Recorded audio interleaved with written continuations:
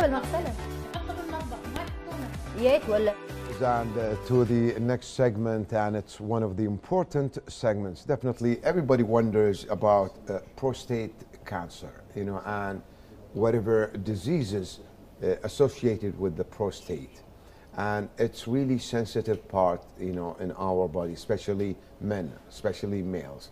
So the 11th month of each year was devoted to raising awareness of prostate cancer and encouraging men to undergo periodic examination. In this context, we are pleased to have with us Dr. Ahmad Almujalhem, urology specialist, Endourology, minimally invasive surgery and robotic surgery. Good morning, Dr. Ahmed, and it's our pleasure to have you in Good Morning Kuwait. Thank you. Good morning, and thanks for KTV2 for this invitation, and thanks to give the chance for our patient to have and our viewer to know about prostate cancer more. Absolutely.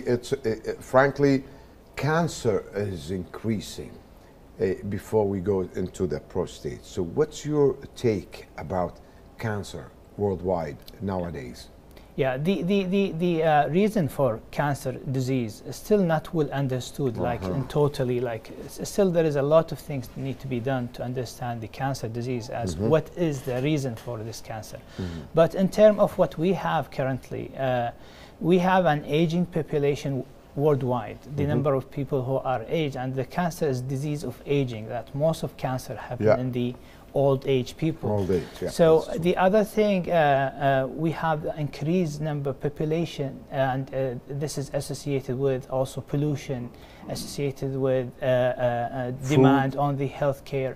Maybe food? Yeah, the food, there is no clear casualties that it causes a certain disease, but we have a lot of ultra-processed food currently. Does have any contribution with cancer? Still, we need more study to say that. To prove that. Yeah, currently also we have the microplastic pollution, that even if you measure your blood, there is some certain microplastic. Yeah, that's I heard, you know, recently about, you know, let's say waters in plastic bottles, and I mean, is that true? They contribute to that water, this plastic? We really don't have a full understanding about this microplastic that's now unfortunately available in all food packages. It's not only the bottles of water. So as this has any relation to cancer, as this they say in our blood, you know, there are some in a nanoscale. Yes. That's true. Yeah, they found it even in the breast milk of mother who feeding her child. So it's really the understanding of cancer. We call it always in the, we say that it's multifactorial. It's not there is one reason. Pollution, aging, all these new things that come to life. But the argument, they say, definitely we have mercury. If it's on nanoscale, we have mercury in our blood, and I mean in our bodies. And we have some substance or you know, some elements which is not healthy for the body, but on the nanoscale, it's acceptable. Is that the thing is that we don't have a reference of what is safe for these things in general scale. So things is like a lot of things is introduced to the human population. And exposure to many things, but what is safe for them, we really don't have an answer for that. But you know, inshallah, you know, with God's inshallah grace, definitely will be safe. So let's go to November. Is the Prostate Cancer Awareness Month? Is the incidence of prostate cancer in Kuwait is high, Dr. So the prostate cancer is one of the disease, as we mentioned before, is a disease of aging. And because of the improvement of the healthcare worldwide, generally speaking, we have now an increased number of aging population where this kind of cancer can happen. The incidence is increasing, definitely, because of many reasons. Because when you screen 1,000, not like when you screen 1 million, because they are detecting more diseases. The incidence in Kuwait, it's around that we are talking about 14 to 18 per 100,000 population. Roughly speaking, we say like 1 in 10 or 1 in 20 will have the risk of having prostate cancer. Yeah. Prostate cancer, it is the fourth diagnosed cancer among Kuwaiti population. Oh.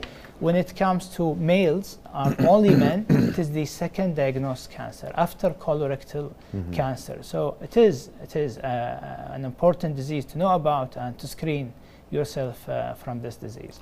So what are the risk factors, to get prostate cancer in our Arab world, and is there a certain age group that has, basically the chances, especially in, a certain age group that has the increased chances of getting prostate cancer? Like, is there like a criteria?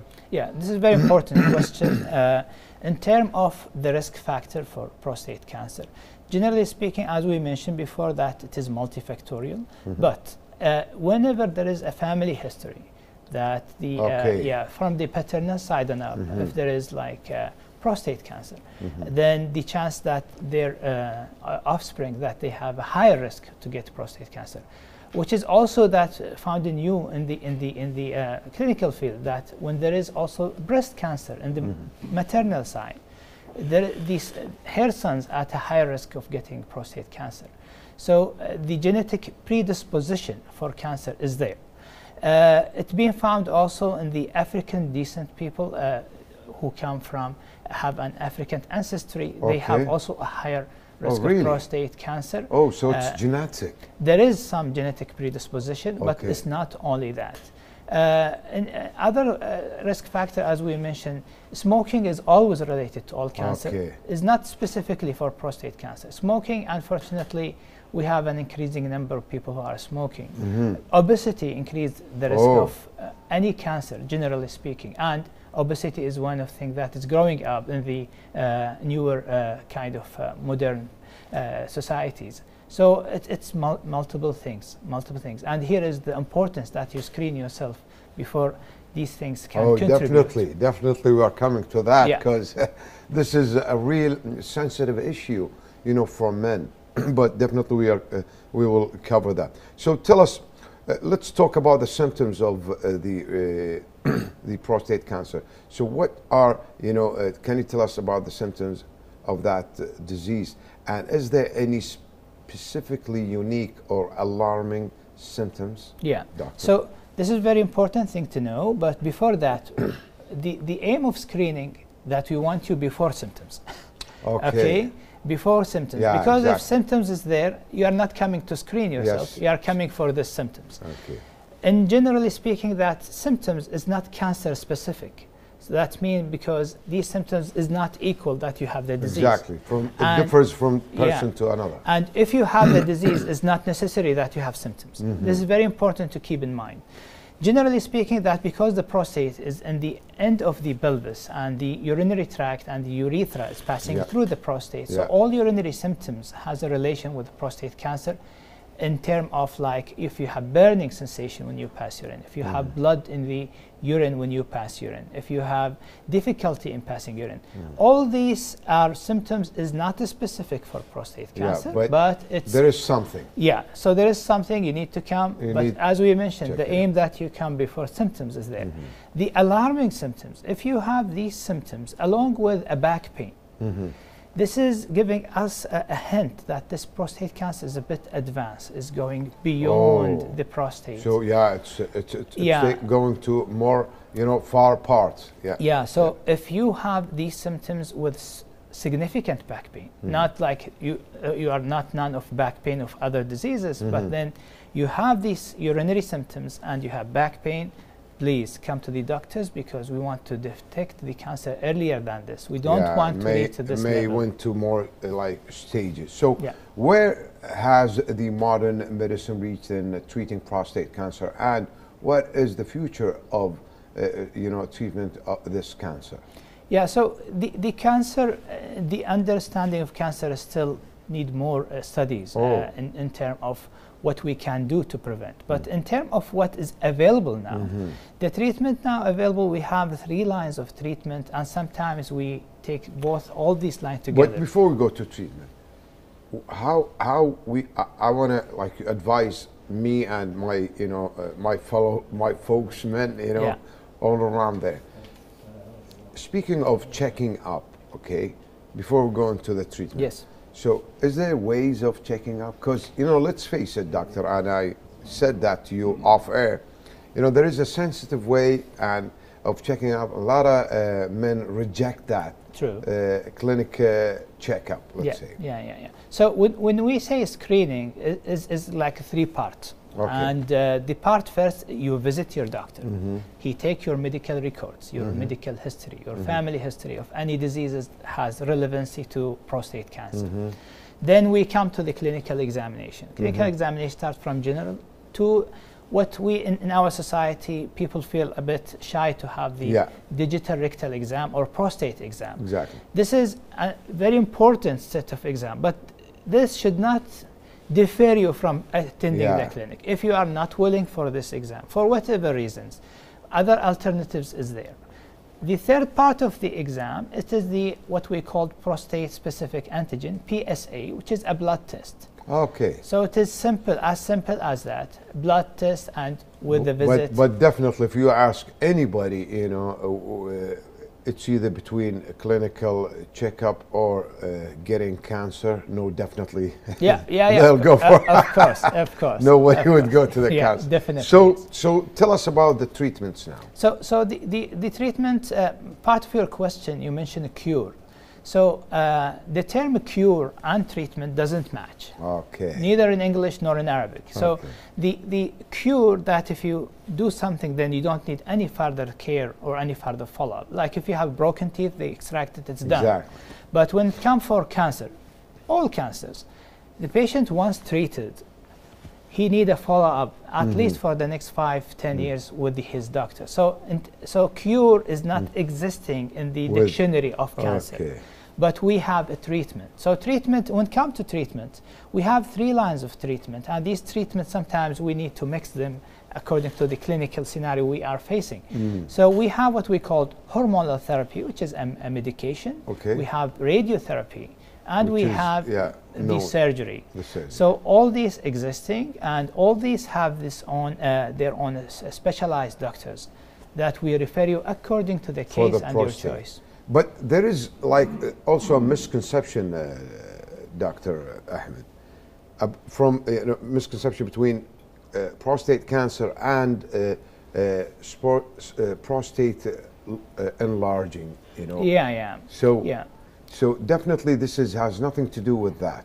Am I correct? In general sense, there is no like correlation that you have enlarged prostate is not equal cancer. Cancer is not equal enlarged prostate.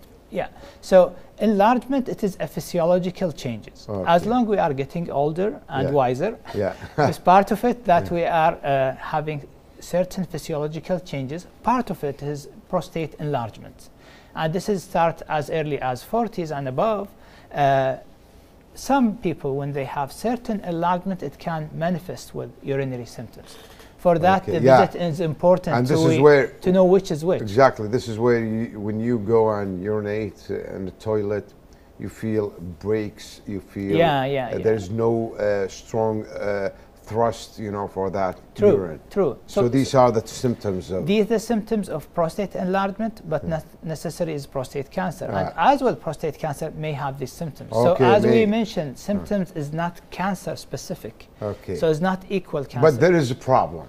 There is problem. Go and check up. Please. This is what is the message that you want to deliver. Dr. Ahmad Almujalhem, if you have any last message for our viewers, definitely it's the time because we are out of time. So if you are at age of 50 and plus, come to your doctor before your symptoms. It's simple, a clinic visit, examination and blood test, and we wish you all the best health. And there is no shame in it. At all. And there is no shame in it. You need your health or, God forbid, prostate. Thank you very much, Dr. Ahmad Almujalhem. And that was really an honor to have you with us. Thank you very much. And thanks for the advices, for our viewers. Thank you. Dear viewers,